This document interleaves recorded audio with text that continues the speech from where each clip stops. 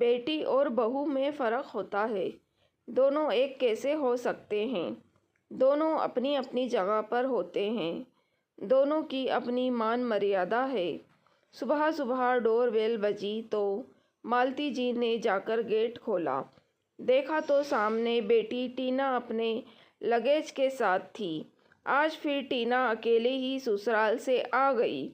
ज़रूर कुछ न कुछ कांड करके आई होगी। मन ही मन सोचते हुए मालती जी दरवाजे से हट गई और टीना अंदर आ गई। अभी 5 महीने पहले ही तो टीना की शादी वरुण के साथ हुई है। वरुण एक इंजीनियर है। उसके घर में उसके मम्मी पापा, एक भाई और एक बहन है। छोटा ही परिवार है और टीना की सास भी उसकी हर संभव मदद करती है। लेकिन फिर भी टीना को कुछ न कुछ समस्या ही रहती अपने ससुराल वालों से।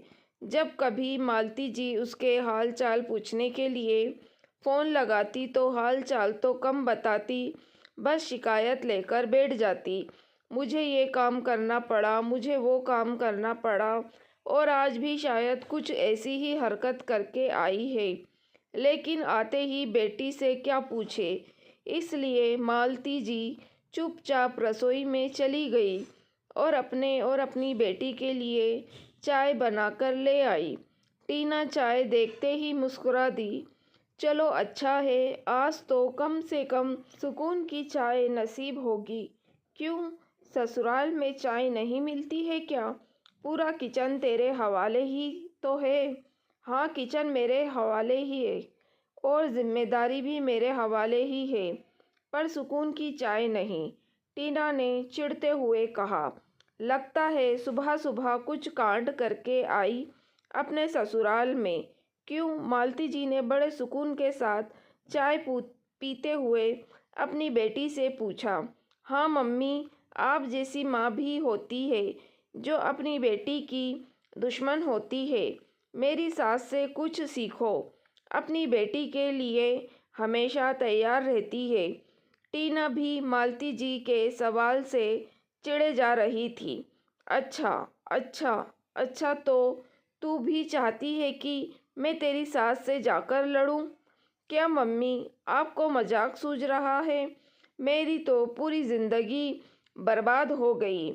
ऐसा क्या हुआ? जब तक बताएगी नहीं समझ में कैसे आएगा? क्या बताऊं मम्मी, मेरे ससुराल वाले तो एक नंबर के झूठे हैं। शादी के पहले कहते थे कि बहू को बेटी बनाकर रखेंगे, पर अब सारा काम मुझे करना पड़ता है। अच्छा, काम के चक्कर में तुम घर छोड़कर आ गई?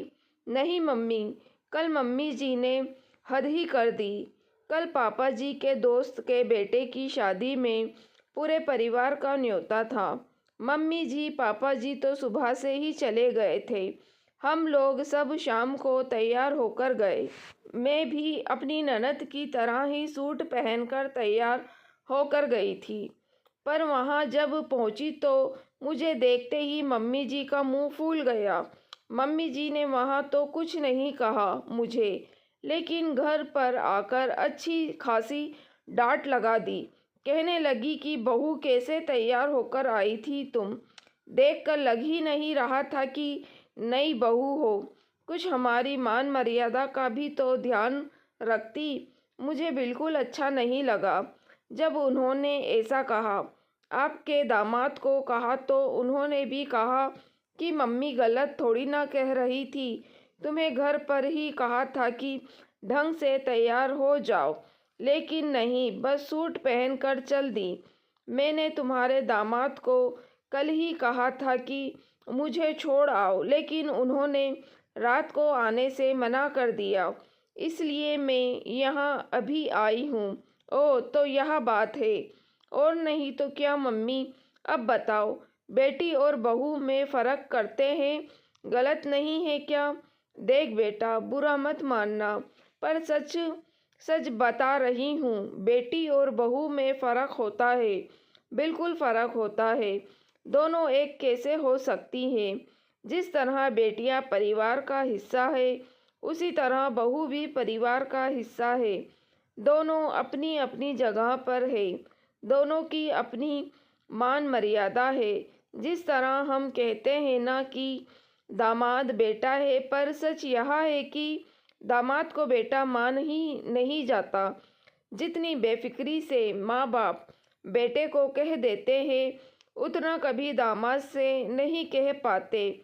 उसी तरह सिर्फ कहने को बहू बेटी है, पर हम बहू से बेटी की तरह बेफिक्र होने की उम्मीद नहीं करते। बेटी आगे जाकर एक नए परिवार की डोर संभालती है। बहू आकर आपके घर को और परिवार को बनाती और बढ़ाती है। बेटा, एक बात कान खोलकर सुन लो, तुम बहू हो और बहू ही रहोगी। इस बात को जितनी जल्दी समझ जाओ उतना अच्छा है। तुम्हारा घर है, तुम्हें खुद संभालना है। यूं छोटी छोटी बातों पर लड़ झगड़ कर आओगी तो गलत है। यह शुक्र मनाओ कि तुम्हारी सास ने घर आकर तुमसे कहा। अगर तुम्हारी दादी की तरह सबके सामने इज्जत उतार देती तो क्या कर लेती।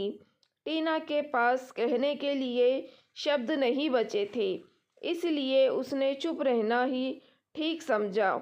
हाँ, पर इतना ज़रूर था कि मालती जी की बात उसे समझ में आ रही थी और उसने वापस घर जाने का निर्णय लिया। दोस्तों, अगर आपको कहानी पसंद आई है तो प्लीज़ आप मेरे चैनल वॉइस ऑफ नीलोफर को सब्सक्राइब ज़रूर कीजिएगा और मेरी वीडियो को लाइक और शेयर भी ज़रूर कीजिएगा। Thank you for watching.